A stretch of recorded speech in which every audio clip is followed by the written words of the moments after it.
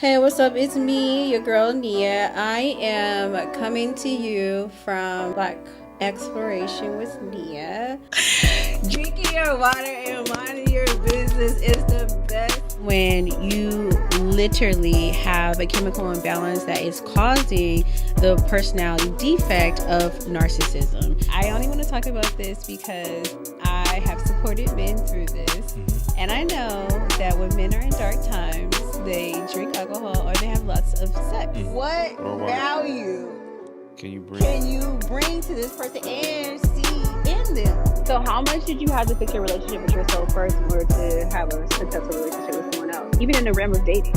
When it comes down to it, people's opinions are not facts, it's just their opinions.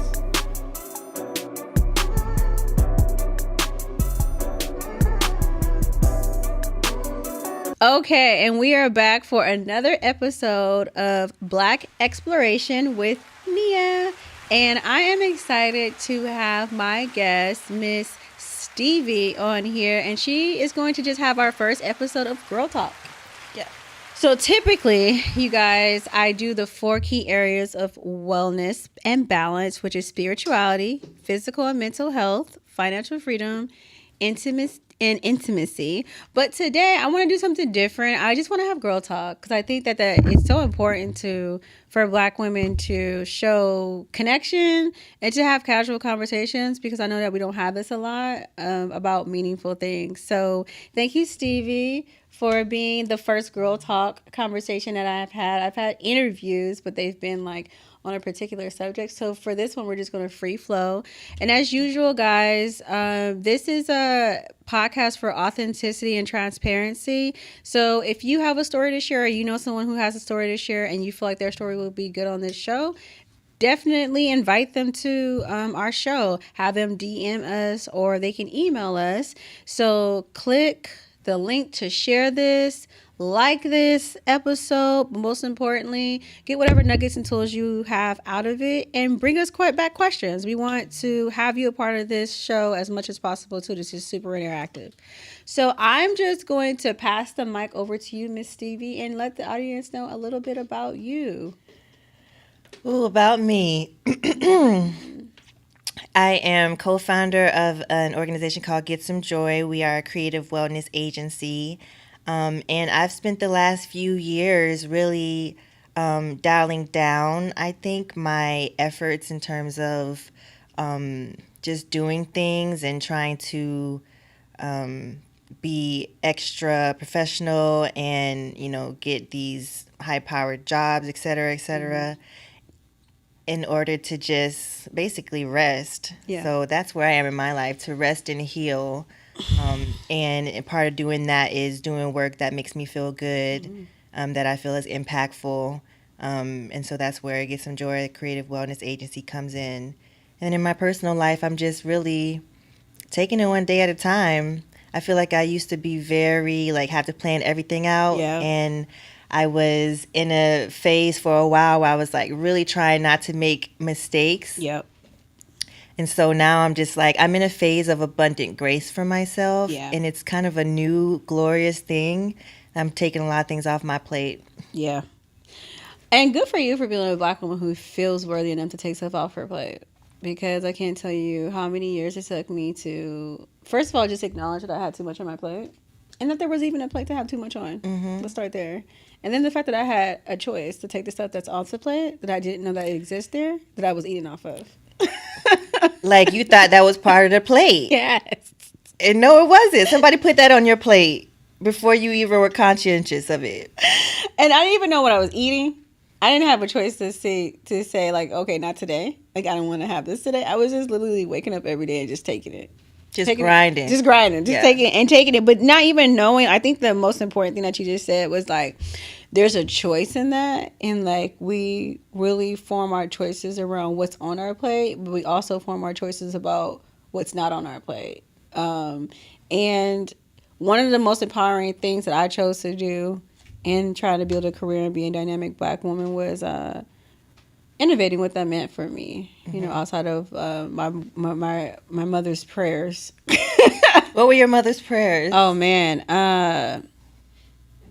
I'm going to be very that I'm not fat. And that I don't end up lonely, that I'm marriage material, that I make my own money, that I'm a woman of quality. I think she wanted me to, everything that she felt like she did wrong, she wanted me to do right. Right. And I think for a long time, I did all of that. I remember sitting on my couch, and I was in a relationship with this guy that was not a person I would date if I was in my right mind. But I was so Been there.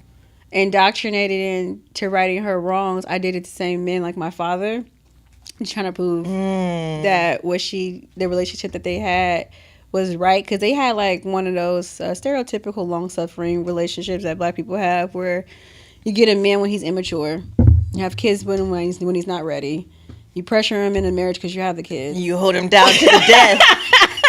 Yeah. and then you hold him down and go through those but growth and maturity things with him, and as soon as the kids turn 18, you get a divorce. So I mean, that's all I saw growing up, was heartache, pain, and then the belief that the struggle was going to be over at some point. The women in your family lasted till the kids were 18? Yeah. I mean, that's a little bit more progressive than what I saw. Well, some women last until the kids are gone, too, because they're so codependent. Mm-hmm. So, I mean, our biggest victory was that we were strong, but at the same time, we were able to be strong with our men. So if you could do those, then you're pretty much successful.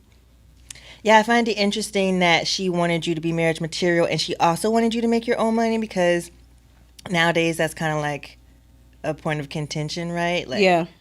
If you're a high-powered woman making all this money, can you be marriage material? Because, Well, she's from the Bay Area, so my mom. So it's a few things about my mom that I think that visually I saw that she didn't have to tell me. I just what I saw of her was enough. So one of the things that when my dad had to go away from his sabbaticals, right, we'll call it that, she took over the household. So I was in a 2-parent, single parent home, right? Mm-hmm. So I saw her lead a household without a man, and then I saw her suppress herself when her man came home. So I saw both, right? So I think one of the great things that she did teach me was that, one, don't be financially dependent on a man, because you don't know if he's there or not. And I think that's the institutional thing that black families go through, because our men are incarcerated at a high accelerated rate because of the way that they have to make a means for their family. And I think that we had got accustomed to a certain type of lifestyle that when he did go away, because they didn't have like financial literacy skills to like even out, what if, by chance something happened, that we would go through these really big financial ups and downs, mm-hmm. right? So I saw that, and I saw the emotional distress behind that, because she was very irritable when those times came. And I just learned from that. So that's what got me into getting an education, because I never wanted to have a situation where somebody can take my life away from me because I wasn't stable enough to have one on my own outside of a system. Yeah. What was your story about, like, motherhood? Well, I'd or say being a woman, not even motherhood, like just being a woman. I'd say there was definitely this idea of like perfectionism, mm-hmm. and showing up the right way. Like, how you engage with people, how you sit or stand, or what you wear, how your mouth is, how your face looks, your expression, and all of those things, like, that made me feel like I had to be so hyper aware so that I could be accepted into into life, right? Like, yeah. And so I think that like, I'm still removing the inner critic that I know is like my mother's voice, mm-hmm. or from my childhood and other people's voice that told me you have to show up like this.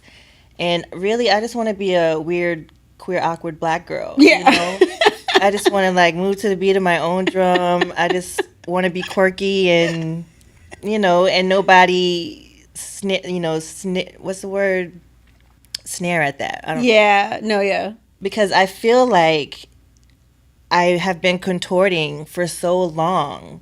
And like it wasn't until I left my hometown in Jacksonville, and even after college, I moved from Jacksonville to Orlando for school. But actually leaving Florida, period, and moving to New York was the first, when I was like 27, 28. It was the first time I started being able to shed all of those preconditions that had been put on me. That's a huge contrast. So I have a client, well, no longer he's not because he's doing so well, but he went from Mississippi, a very rural like place in Mississippi, to New York.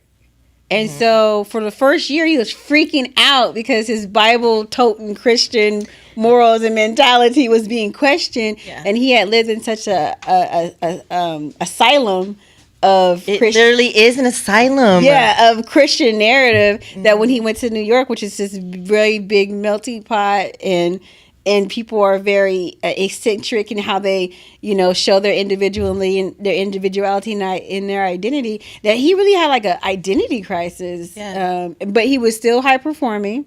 So he had a really great job out of college, part of Nesby, like just doing all these amazing things. But the contrast was like hugely different. Did you go through the same thing? Yeah, absolutely I did. And it's like, I remember it was a phase, right? So I remember when I would be in New York, I could be this different self. And every time I would go back home, I would notice myself putting back on the layers that were given to me, right? It wasn't actually until, my later years in New York, and then when I moved to California, that I was able to be like, nah, like, I don't care where I'm going back, when I'm going back home, like, this new me is going with me. I'm not going to be switching up. So yeah, I was well into my late 20s, 30s when that happened. And that's just proof that code switching doesn't just happen in the workplace. Absolutely not. Absolutely not. Like, my mom married a man who became a pastor. And so, like, that's a lot of pressure. The pressures and needing to code switch depending on your, who you're speaking to in the environment was immense. And then, feeling like, actually, can I express myself and be who I am without going to hell, right? Like, that's some really existential shit. Yeah. For a long time, my mind was in that existential place because I didn't know how I could, be fully myself without the wrath of God. Like, that's what they teach you. And even though you leave, that conditioning is still in your brain, critiquing you in that way and making you second guess how you're existing. I had another guest on here who was also talking about her spirituality and her relationship with how she sees herself as a Christian woman. She hey Janae, if you're watching this, she has a Christian girls group that she operates, and what part of her narrative is to innovate the way that young Christian girls like process life and go through life. And one of the things that I was talking to her about was just a stereotype of quote unquote being the good girl. Everybody wants a good girl because I have older brothers that kept me small in that narrative. I had friends, family, whoever you can think about. And then when I started, and this started later on in life. Wasn't when I was younger because I wasn't safe enough to explore.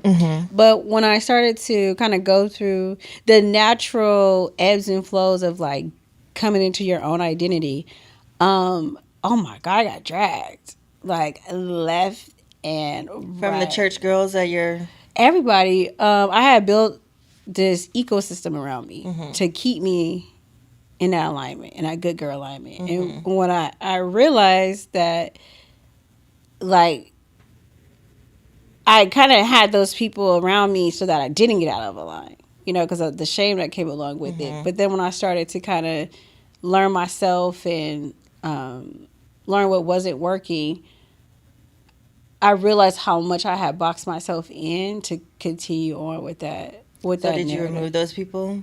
I did. I did.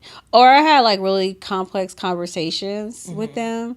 But you know, the crazy part that what ended up happening is that they ended up changing too. Because I had wanted to change anyway. But you gave them a little bit of a... I was the first to do it. So Right. now, you know, even to this day, I still have some people that, you know, decided not that it wasn't for them. And now they're at a space in their life where they can appreciate the level of conversations that I've had, because everything that I was going through was natural. Like what was unnatural was that I wasn't letting myself go through it, and that was actually what was making me depressed. That part, yes. I remember when I went away to college, my prayer was that I did not make a mistake.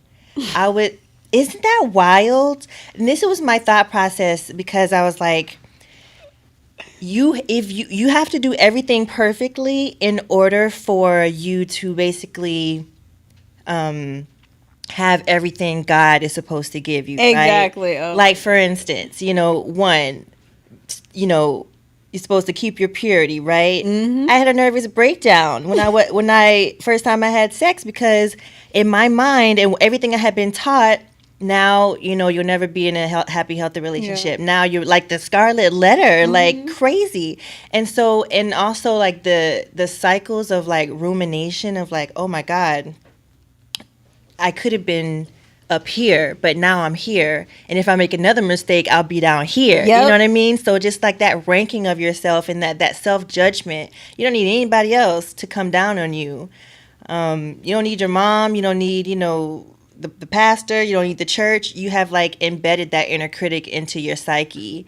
And, then there comes like the self-loathing, self-sabotage, all that comes with it, only because you can't see yourself in this, what's that? It's a certain light, this like, I can't think of the word, but like this this Madonna light, right? That you have to be in order for people to accept you, in order for people to feel like, okay, you're worthy. Mm-hmm.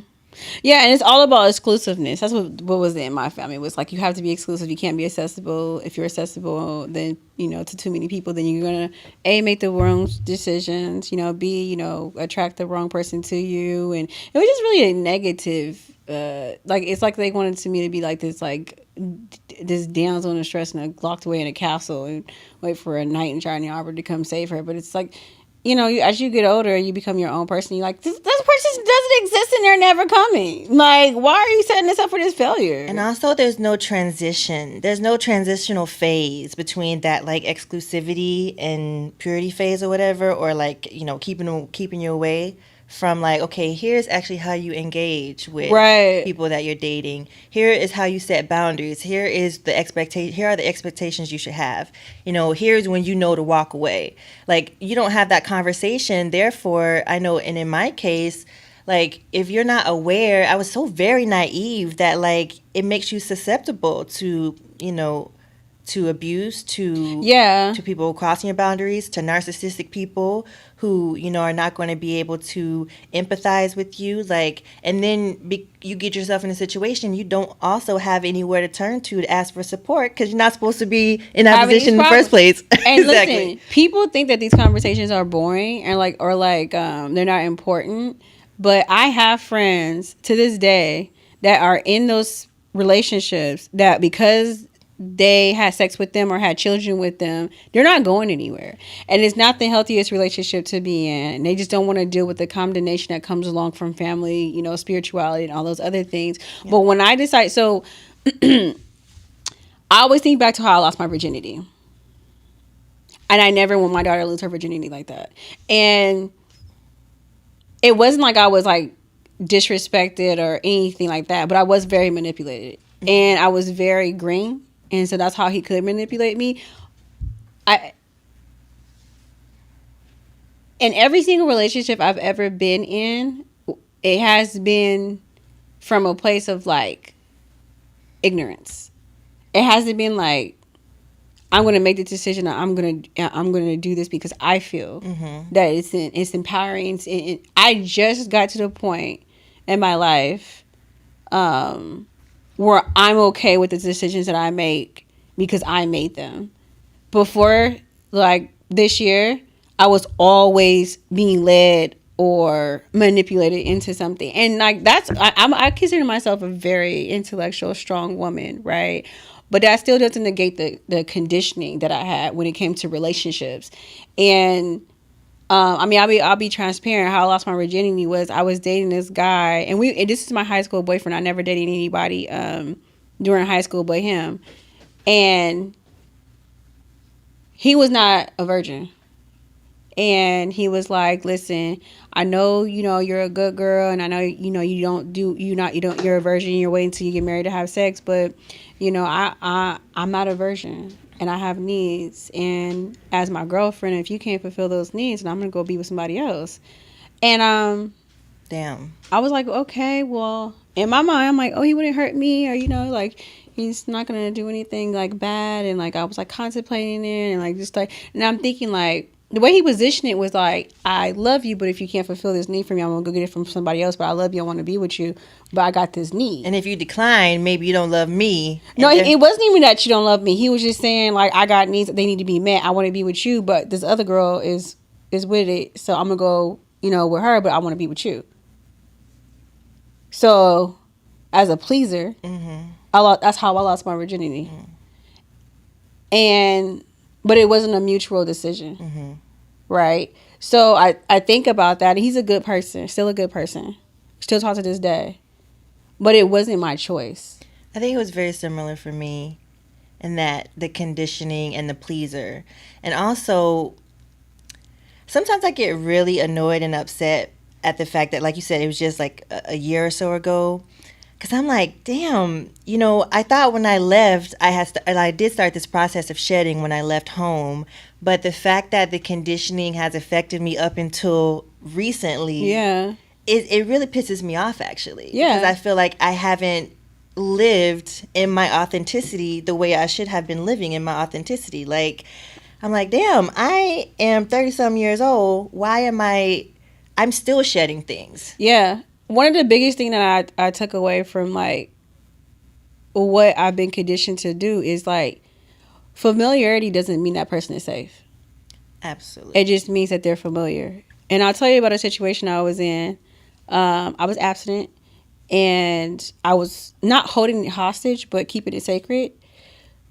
He got me drunk. Knew I was abstinent before I even engaged with him. I told him I'm not trying to have sex with you or anything like that. He got me drunk and took advantage of me. And it's kind of a gray area because I shouldn't have been drinking, right?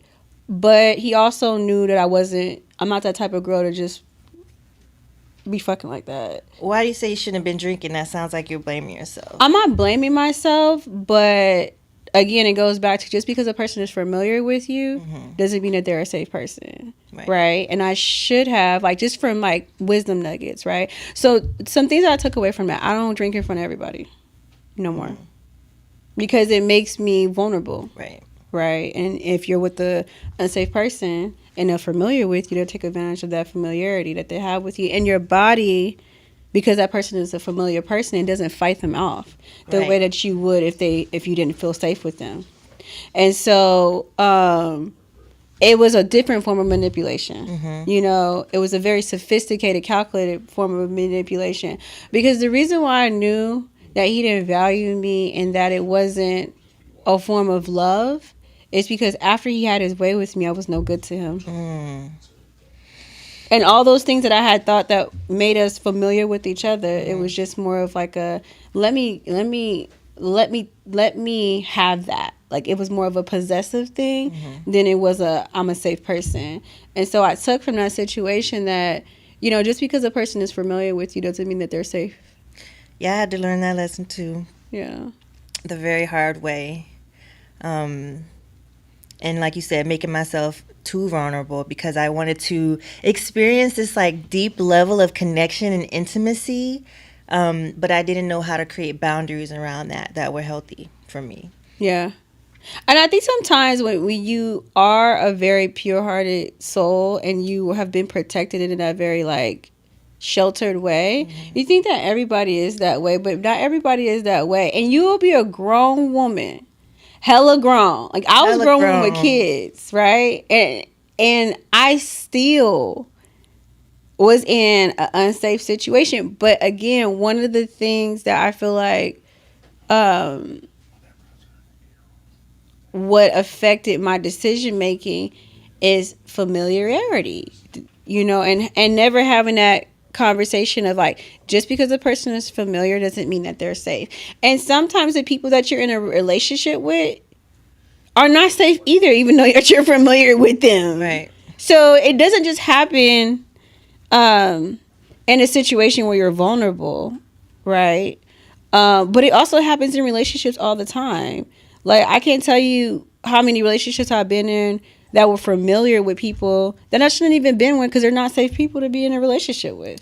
I call it the people who were grandfathered in. Yeah. Right? Yeah, they were grandfathered in from that old psyche, from that old environment, and you never did the check. Like, if I would have met you at this age, Exactly. I would have had, like, check this, all my filters would have been Exactly. up. But you were grandfathered in, so I had to learn, actually, that nobody gets grandfathered in. I had to go all the way back. My mother doesn't even get grandfathered in, right? Right. Because That's so we're still going to important. have some boundaries. We're still going to have some different expectations. Like, this is what I'm needing in order to engage with you. Nobody gets a free pass. Nobody gets to be close to me. Right. Even if you grew up with me, like, we got to reset. Yeah. Like, there's a different standard now. So how do you feel like women can protect themselves when it comes to like wanting intimacy but also understanding what boundaries and safe people are?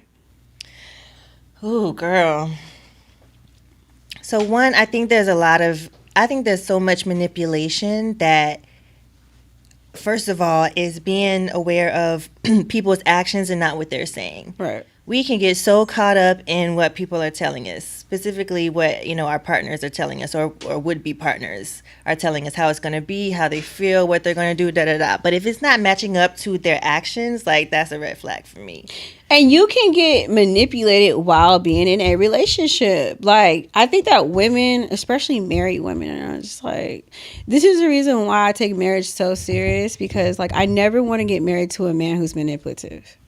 You know how hard that would be? Yeah. To like, I've been in that situation before. oh, Absolutely. like, I never want to be married to a manipulator.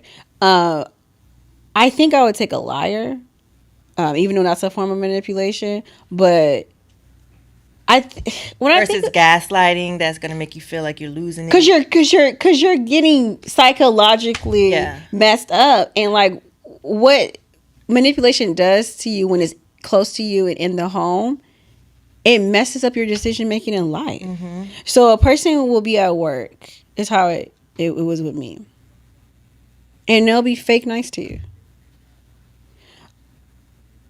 but I was conditioned for that because I come from a family of fake nice people, right? They know how to like have a conversation with you surfacely, but you know what they're talking about.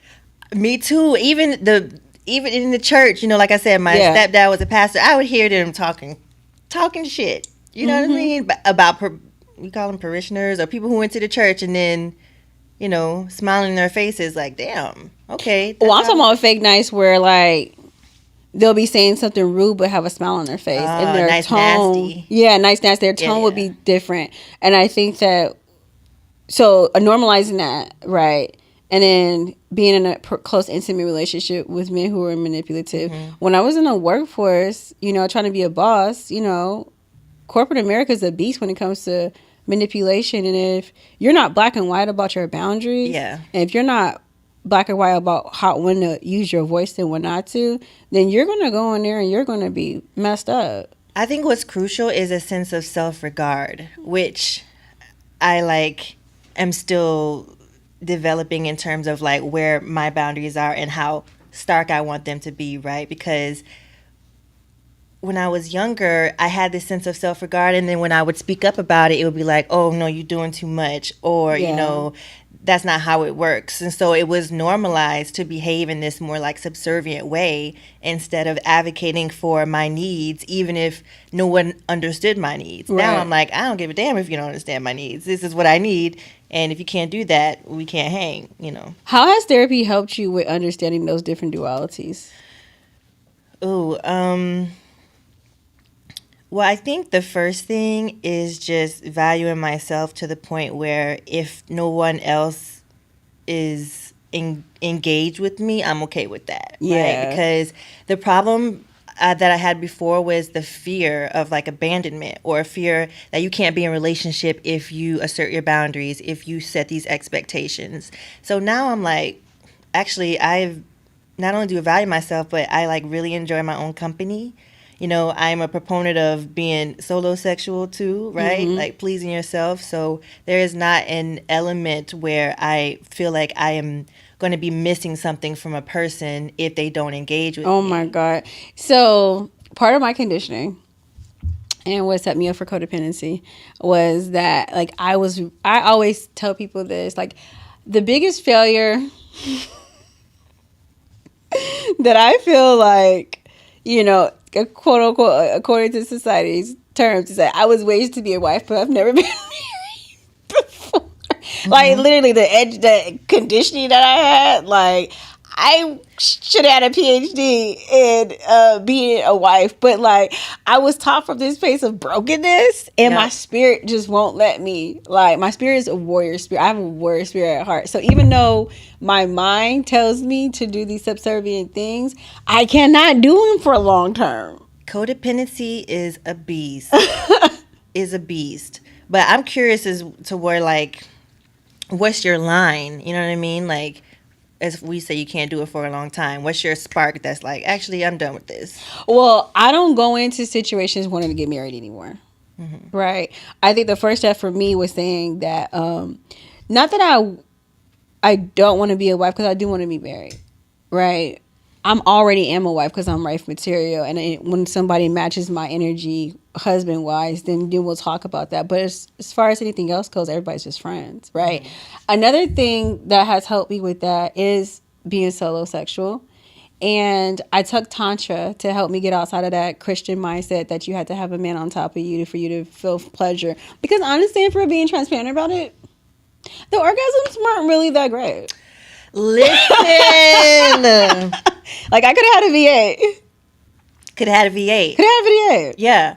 And that's where I am. I can like satisfy myself so well, and not just physically. Like I feel the love feelings for myself. Yeah. And like how you're talking about, I was kind of raised as like, if you're not a whole woman unless you got married. Yeah. And so I was like striving for that, you know, in my 20s, and I did get married, and it didn't work because I was not developing myself. I put my focus into something else, into this whole institution, before I, you know, turned it in on myself to, you know, to grow my own self into the woman that I wanted to be. I was just chasing this feeling of completion because, you know, my mom and other women in the church were just like, the expectation was, you don't get married, you're not a whole woman yet. Like, you don't get the respect, you know what I mean? We don't get to be part of these conversations. And it was really frustrating too, because I remember doing like a survey before I got married, you know, while we were just dating, and no married people wanted to tell me anything. They did not share like what the challenges were. People don't want to talk about, you know, their intimate relationships. I was trying to figure out, why is the divorce rate so high? What actually goes on in marriages that I need to be aware of? And it really just felt like something where they're like, girl, just go get married and you'll find out. Yeah, because I'll be an end all be all. And I think that for me, like, I'll give like a year tops, you know, into the relationship. Sex was good because we were both invited and we were both doing it. And then it just became performative for me. I think the last real relationship that I was in, I had my spiritual awakening during that time frame. And before I had got with him, I should have never got with him at that time, because I had left my son's father, and he was extremely emotionally manipulative. So I didn't take the break that I needed to from that relationship to this next relationship. So I just carried all of those issues and those traumas into that relationship. And I was trying to show up as a healthy woman who has that vitality in the bedroom, but I just didn't. So it became like a performative type thing. Like I was hiding something when I was having sex with him, right? And it wasn't pleasurable for me.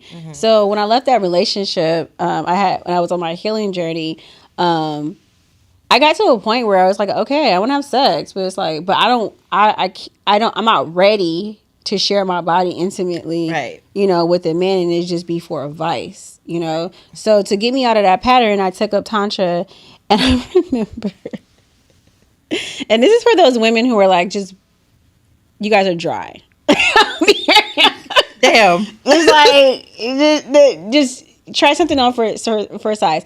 When I started taking tantra and learning about my body from a place of like not being disassociated from it, but from a place of like my body has its own needs, and if I can't meet my own needs, then how can I ever please a man? Perspective, right? Because I don't know what I like. Right. The older you get and you're not married and you're single, the more men want you to know what to do and what you like. Because I've been in situations where they'll ask, "What do you like?" And I'll just like, whatever you want, like Whatever he wants. whatever you want, right? Because it's like, like coming to America, whatever you like, whatever. Because that's that conditioning, right? Right. So when I started doing tantra, it was like there's nobody there, so it's just like your orgasms, your points in your body that what arouses you, what do you like, because when you're with a healthy man, they want to please you, but if you don't know how to please yourself, you really can't have that intimate conversation. So anyways, long story short, I got some tricks, I did them, and I started crying Why? because it felt that good. Oh, wow. I've talked to my friends about that, and a lot of them have never done that before. You talk about with the partner or with yourself? Myself. Oh, me too. I have had that experience. No, I have also had that my experience, God. Nia. And it blew my mind. That's why I said, oh my God, I may be solo sexual, like self-monogamous and shit, because I was blown away by the what is it, endorphins or whatever Yes. whatever floods you when you have this, an orgasm. But it was like, I was connecting with myself, Yes. in a very intimate way, in a very like, in a real way, and it felt like a higher level way. Let me tell and you. I did cry because I was like, oh my God, like I felt relief and I felt freedom and I felt love, and I was like, I don't need another person to give me this. There's healing in orgasms that women don't understand, that because we're disconnected from that conversation because of patriarchy. But my life coach is a pastor, right? I keep him because he keeps me, hey, because sometimes I'll be doing too much. So I was telling him, now I'm happy because I can have these conversations with him, because at first I was like kind of timid about him, right? Because he's a pastor. But I have these conversations with him, and he tells me that these are normal interactions. He actually told me that more Christian women need to self-pleasure because that's an old, very, very, very dated mindset. And I have a woman who is like a spiritual mentor to me that attends the same church as me, and she tried to condemn me for self-pleasure, and she told me that was a sin and all these other things. This very same woman has been abstinent, waiting for her husband for over 40 years, and she's having hormonal issues because of it. And so I told her, I said, listen, that's not my calling. Like, everybody has their own calling. Me sitting here and being this Bible-toting Christian that's waiting for her husband to come sit her, that's not me. And as a clinician, I'm saying to you, like, what your medical doctor has told you, like, your thoughts don't align with your body. But that's body disassociation. Yep. Like, if you're having a medical issue because you're not producing enough estrogen, because you're not producing the amount of orgasms that you should have, orgasms are not for pleasure. They're for body regulation. And a lot of women, because they're being led by a Bible and not really focusing on the physicality and the physiological side of being a woman, they're disassociated from their own feminine needs because they're so indoctrinated into a white man's Bible. And no disrespect, The patriarchy. right? Because I was that woman too. But like, I feel like to me, you could be a lot of different ways of being a woman leader. You could sit here and be a boss bitch, boss entrepreneur, whatever you wanted to be. But if you can't tell me about yourself, you can't lead me. And that's just how it is. Like, right? Because I've had some women who have led me in business and been way too alpha. And when I come in here with my, I still keep it sexy and classy, but I'm not a man. And I'm not trying to take it there with you either. It's like a sense of dominance they have because they see me and they see femininity and they equate that to weakness. Right? And they want to. And they want to challenge me in that. And so I've had like women mentors who have tried to make me feel bad for being feminine and still being a leader. But that's why I had to go on my own journey, because I'm my own entity, right? And there's women out here that's just like me who still want to show up and keep it sexy and classy, but at the same time can make decisions at the table right along with those alpha females. I don't have to show up in a masculine way to exert my dominance. I'm going to exert my dominance through being patient and saying what I mean and letting my actions prove that I'm a voice. And if you can't respect that, then you can't eat from this fruit. And I think that that's real feminine quality and leadership, because it doesn't make you have to code switch when you go home. And I was in a relationship with a guy. He said, listen, I don't want you to be the same person that you at in the boardroom when you come home. Right? And I thought to myself, well, how am I? I didn't even know that there was a difference, right? But, you know, when you're with an alpha male, and I hate that word, but when you're with a man who has his own essence, he's not trying to be dominated by that woman, like when he get home. But I think that sometimes we don't get reminded of that, or if you're too alpha, you seek, like, you think that he's weak or whatever you may have in that. I'm not that type of woman. You know, I'm a woman where I grew up very Christian in my mindset, so I do have a level of submissiveness to me, but it's intentional, right? I do think for me and my ego, there is a level of submissiveness that I need to have, because I can't cross those boundaries and those lines. But that's why I think emotional intelligence in a relationship is king, right? Because you can't tell me from a place of insecurity how to handle you. I'm not going to respect that. But I will respect the conversation that you're like, listen, this is my boundaries. This is how I operate. This is what makes me be my higher self. I want you to be your higher self, but these are my deal breakers, right? But it takes a level of maturity to have those conversations. But I feel like if you're a woman who's a boss and a leader and you're still trying to be in your feminine essence, then, you know, you're going to have those components that come along with femininity, you know, to be able to really show up the way that you need to show up both in a both and situation, not have to code switch, as often. Because I was code switching way too much, like people pleasing. Can you give it, in the boardroom as well? Yeah. So white girl voice, even saying stuff like, "This is awesome." Don't even talk like that. Yes. Etiquette: don't put your elbows on the table. Attire: don't wear color. Hair slick back or bone straight. Makeup light but natural. Clothes not too tight, but because you don't want to show your ass. And protective bras that don't show too much cleavage. You know, all that. And then in a home, don't say too much because you may hurt his feelings. Leave room for error. You know, don't always be nitpicky on what he's doing. Men make mistakes. Nobody's perfect. It's a struggle to be in love, and everything is it takes time. And what else? When you're a powerful woman, you're going to date weak men. Wow. Yeah. Not when you're a powerful woman, you would date more powerful men? No, you date weaker men. Damn. So there's like a sense of like settling, you know, that I feel like was being pressed upon me. And I just came to a point where it's just like, because I was actually finding people to fit those stereotypes. So my type used to be Fortune 500, tech, well on its way to making six figures or not making six figures, white picket fence, vacations. That was me dating up. But then I actually continued to date these high performing men, and they're just like a guy that would be working, doing whatever and not making that much. It really doesn't matter, you know, which pot you eating from. But I feel like the turning point for me was like, what do you want? What idealistically, like, what does that picture perfect or that companion look like? And then like, how much of this is my conditioning, and then how much is what I want, Right. you know, independently. So that's the journey that I've been on with self pleasuring and being solo sexual.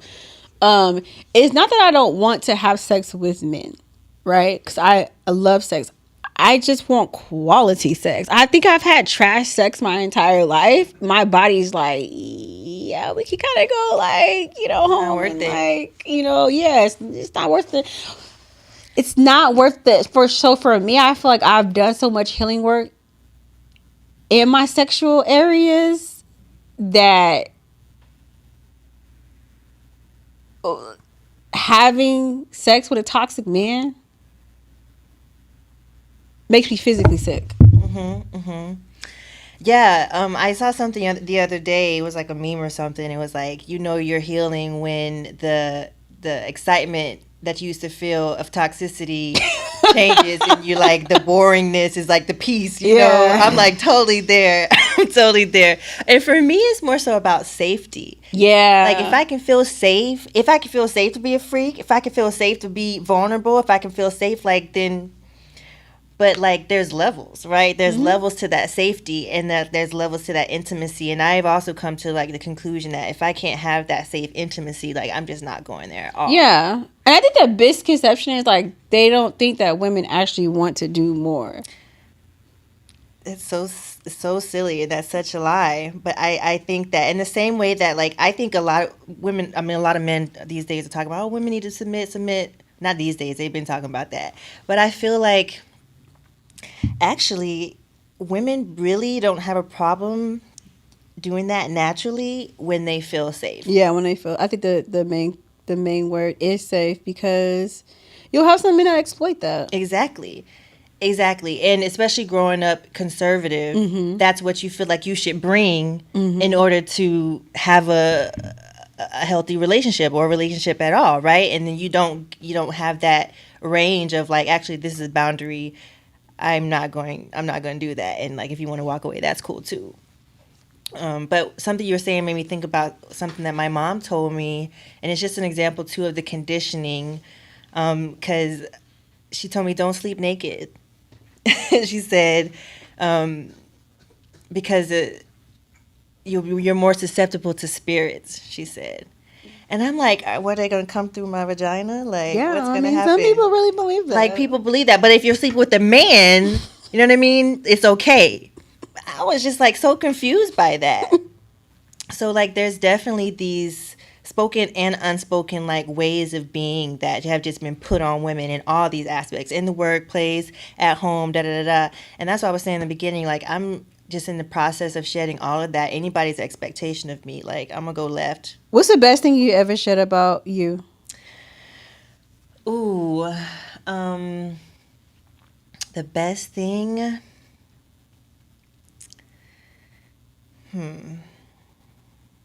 I think the like social people pleasing of like how to show up in a group, or like when I'm just out and about, right? Like I used to, like now if I want to be nonverbal, I'm nonverbal. You know what I mean? I'll say the minimum, and I'm not going to apologize for it because today I'm nonverbal. Or like, you know, there's just certain ways of being, how you dress, when you come and go, like, you know, who you talk to. And I'm just like, I'm not following any of that like preset stuff. Like I'm just kind of in my own, I'm moving to the beat of my own drum. I'm like going in the wind in my own beat. And you know, it can be all of the above. Like I think I go left a lot of times when people expect me to go right, and I don't make excuses for it anymore. Not excuses, but I don't like explain myself anymore. It is what it is. And I'm more prone to letting people think what they want to think, because I don't feel like clearing anything up. Like that's not my business. And I just feel so good to be, it burdened me for so long, all the little things. Even showing up, how you were talking about, showing up to be beautiful, showing up, you got to have your hair this way. You got to, you know, do all this stuff. And I'm like, I don't want to show up like that. You know? I don't want to do all that. I don't want to wear all that makeup. I don't want to go to the salon. Like, I'm sick of it. You know, one time, oh my gosh, I'm so glad the natural hair movement came about, because It was like probably like 10 years ago now, and was getting a relaxer and burn. Like, it was just ridiculous. And I was like, Wow. I'm sick of this shit. Right. I don't care anymore. Like, Right. I let my leg hair grow, my underarm Yeah. hair grow, and I'm just like, it is what it is. Okay. I always say I was the epitome of like I mean, even to this day, like when people who know me from my past and like, why are you doing all these things, and like what are you doing? Like, I've had people like, on my social media stop following me because I'm not this picture Prim of. and proper.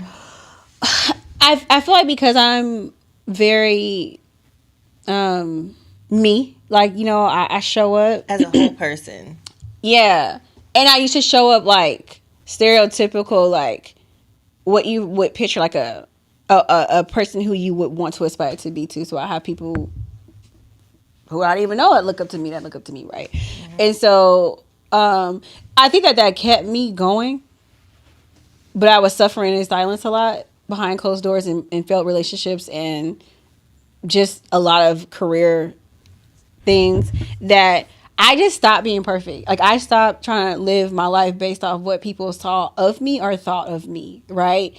And I think that when people talk to me about that, I speak from a sense of freedom that they want. Because every single time that I have these conversations with them, they're like, oh, I wish I could do that. I can't wait to do that. It's like, well, you can actually do that right now. Like, there's nothing. But you have to break the seal first. Yeah. There's nothing. So I think that I'm having more quality conversations rather than quantity conversations. I feel that I'm not addicted to not being lonely. I think a lot of women are addicted to not being lonely, and so they lead themselves from a lonely narrative, and that's where the shame comes at in the decisions that they make. But rather than doing that and exploring loneliness, they go and do all these other extra things like get in a relationship they don't like, or overwork, or don't take care of themselves, or have kids. They do all these distractions. You could do that for years and years. Exactly. And some women have found success in doing that, and because they haven't faced themselves, they perpetuate negative cycles that end up being toxic to pass down to young women. And that's what I was saying, those two women that I have that were very alpha, when I got behind, like, close intimately with them, their personal lives were trash. And one of them were married. And her husband just could, like, he wanted to support her, but she was just, like, way too masculine. Like, he wanted to also come home to a feminine woman. And she's short hair, because, being an entrepreneur, she was a bull. She was after her bag. And she was getting her bag. And she taught me how to get my bag. Like, if you want to learn how to get a bag, she'll teach you how to get a bag. But she had no type of hold on her personal life. And I looked at her personal life, and I looked at me, and I said, one of the things that drives me is that I don't want to have to sacrifice motherhood or a future relationship with my spouse because I'm too something in one direction, because I'm in this survival mode trying to get the bag. And I feel like during this feminine divine time of leadership, there are going to be a lot of archetypes of women that show up and be women leaders. And I think, I know one of the things that I'm continuously driving home as a narrative is to be my own sounding voice, behind the woman, behind the vision that everybody sees. And I think I gave up on the idea that I can't have it all. Because, like, why am I telling myself that? Like, I like, something inside of me, and I remember this prayer I had said.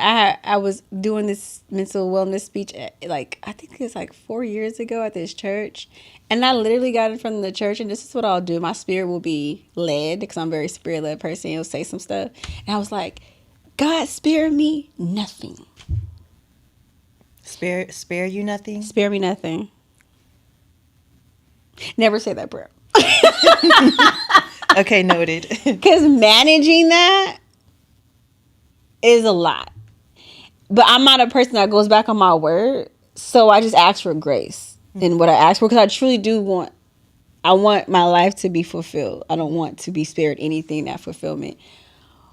But I don't know how to manage having it all. Okay, that's where that's where my life totally like took a very chill pill when I recognized that. When I recognized that, like, actually, I just need to focus on being and existing within myself and having that be a beautiful place to be. Yeah. Like, instead of running here, there, to this person, that person, like, I really put the energy and the effort and the work into making my mental, spiritual, emotional world someplace where I could exist and be at peace and be content and be happy. So that way, like, I'm already filled up. And I also like I also used to have this like very specific what do you call them, dreams, or like these accomplishments that you have to like, Yeah. you have to have, you have to make this certain amount of money. And at some point I was like, I just want to exist in this moment and be happy. Yeah. And all that stuff like fell away. I was like, I don't need to be a millionaire, actually. Right. I just want to be comfortable and wake up when I want to. If I could I'd rather wake up when I want to and like, go where I want when I want, Yeah. rather than being on this like intense schedule and then have a lot of money in the bank. And so like my life values shifted so much that the goals that I felt like I had to be perfect in order to achieve, like I let it go. But also I feel like, I experienced a lot of heartache, heartbreak, and tragedy that showed me I'm not in control anyway. Yeah. And so when that happened, it actually freed me Yeah. to be able to, be like, actually, I don't need to be perfect. I don't need to do all these things. I can give grace to myself. I don't have to show up. I don't have to do things exactly the right way every time. And it just allowed me to just like breathe Yeah. and relax, because before then I would always have this sort of self-critique that like, oh well, especially in engaging with somebody else, right? I was the type that like, even if you were 100% wrong, if I was 2% wrong, I was like apologizing profusely for my 2%. And now I'm like, the power dynamic is different, right? Because I'm Right. rolling Humble. myself over the coals because I didn't do everything perfectly when this other person was doing XYZ. So, comprehending that actually I'm going to just do my best, and that's all that matters anyway, because in reality, I don't have control, because when I've dropped the ball, stuff has still kept going on, right? And I saw that it wasn't me. And then also I've done everything perfectly at times and stuff went awry. So I'm Right. like, you know what?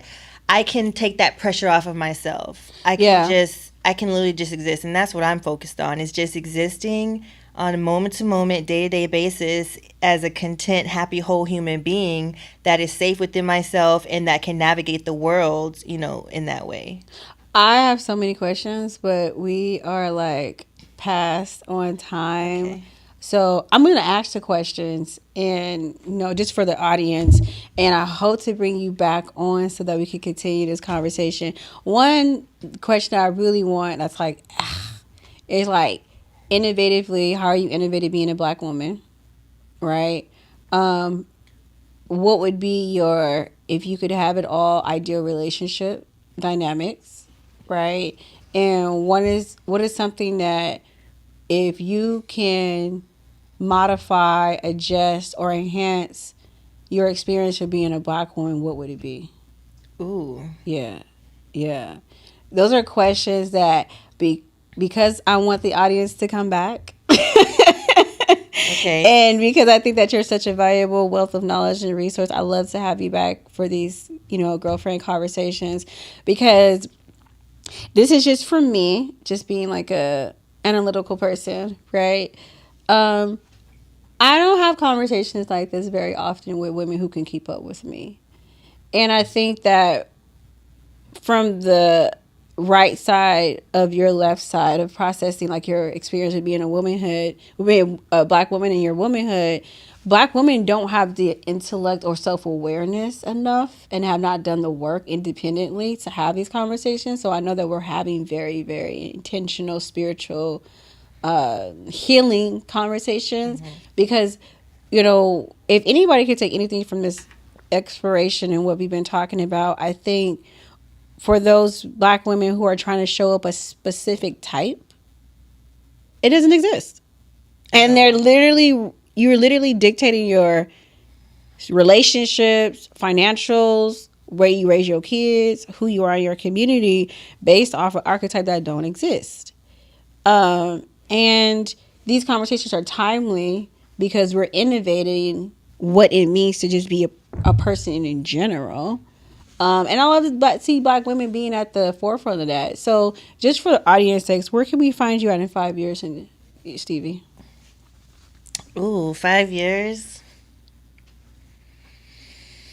In 5 years, you can find me still developing, get some joy. And honestly, I think my lifestyle, in terms of, my day to day, I think it will be pretty similar. Maybe just more money in the bank, but not in a way that it will, cause me to break my spirit or compromise my values and my boundaries.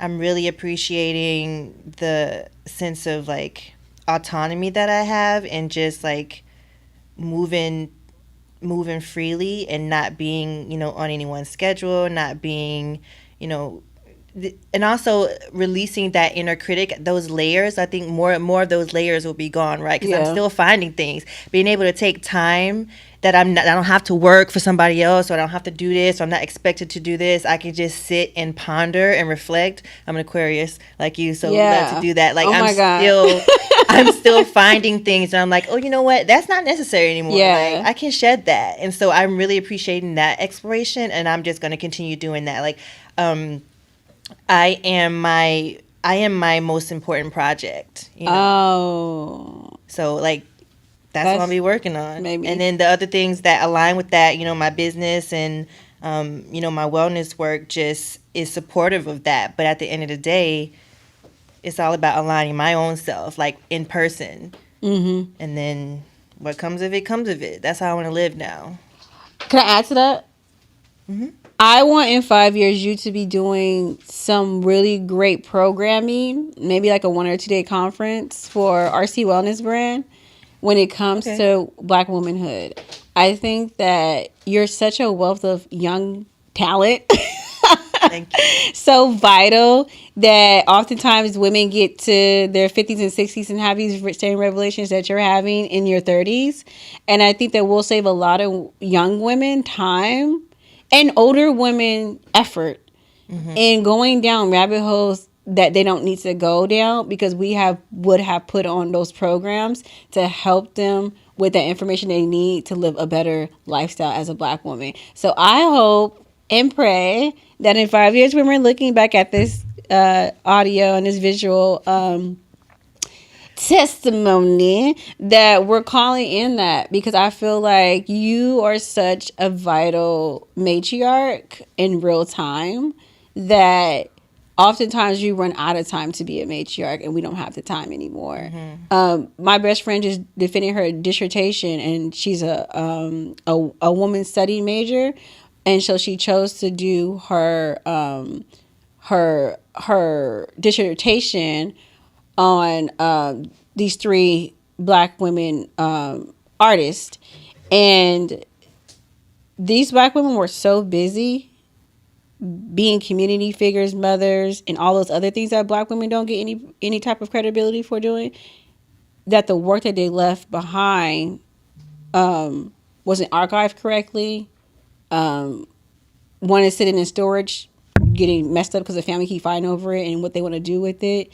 And so they never really got to like solidify their legacy because they were so busy doing other things that come along with being a Black woman.